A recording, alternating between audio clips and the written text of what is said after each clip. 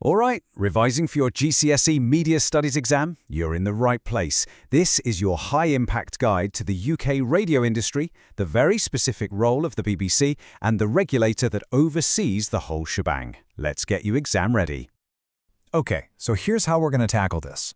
First, we'll look at the two basic models of radio. Then we're going to zoom right into the BBC's special mission. After that, we'll get into the big debate around Radio 1, use the live lounge as a perfect case study, and then finish up by figuring out who's the big boss, who actually makes the rules. Think of it as our roadmap. First up, we need to get our heads around the absolute basics of UK radio. I mean, it's basically split right down the middle into two completely different models, and you've got to know the difference. It's crucial. And this slide, well, it lays it all out perfectly. See, on one side you've got commercial radio, think Capital FM. It's funded by selling ads, and its whole reason to exist is to make a profit. Simple. But then you have public radio, like the BBC, which is funded by you, by the public, through the license fee. Its purpose? It's not about profit at all, it's about serving the public interest. And believe me, that one single difference in how they get their money changes everything. So, now we know there are these two different models, let's really zero in on that public one, because the BBC has a very specific legally required job to do that sets it completely apart from every other broadcaster out there. Okay, here's a term you absolutely have to know for your exam. PSB remit. PSB just stands for Public Service Broadcasting. The best way to think of the remit is like the BBC's official rule book or its mission statement. It's handed down by a royal charter, and it's not just a friendly suggestion. It's a set of really strict obligations it has to follow to even exist. You know, the BBC boils its entire massive mission down to three core pillars. For your exam, seriously, just lock these three words in your mind: inform, educate, and entertain. Let's quickly break down what each one actually means in the real world. So first, inform.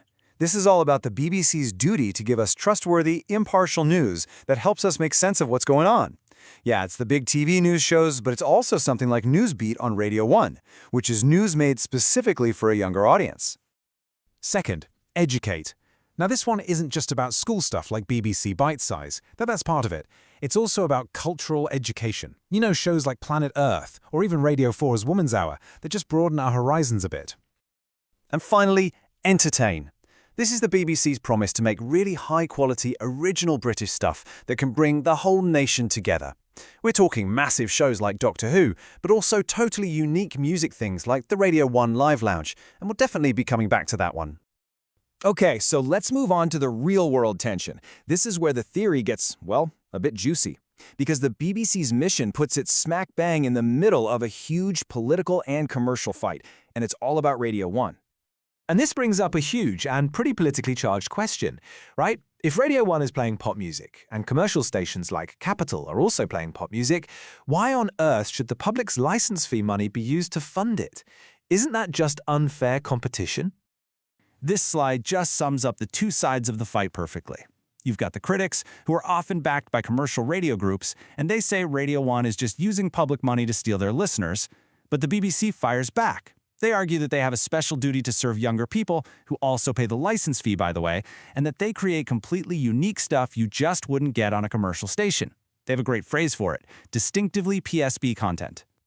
So, how does the BBC actually prove its point? How does it show everyone this distinctive value it's talking about? Well, it points to flagship content like the Radio 1 Live Lounge and says, here, this is our proof.